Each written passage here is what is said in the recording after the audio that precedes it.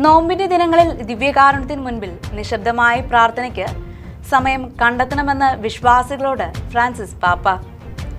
വിഭൂതി ബുധനാഴ്ച റോമിലെ സാന്താ സബീന ബസിലിക്കായിൽ വിഭൂതി ബുധൻ തിരുക്കർമ്മങ്ങൾക്ക് മുഖ്യ കാർമ്മികത്വം വഹിക്കവേ നൽകിയ സന്ദേശത്തിലാണ് പാപ്പ ഇക്കാര്യം ആവശ്യപ്പെട്ടത്.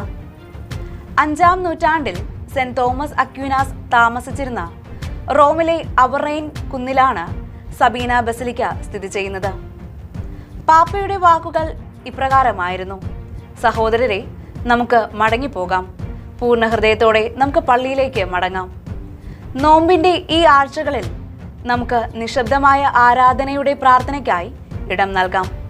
അതിൽ മോശയെ പോലെ, ഏലിയായെ പോലെ, മറിയത്തെ പോലെ, യേശുവിനെ പോലെ കർത്താവിന്റെ സാന്നിധ്യം അനുഭവിക്കുവാൻ പരിശ്രമിക്കാം.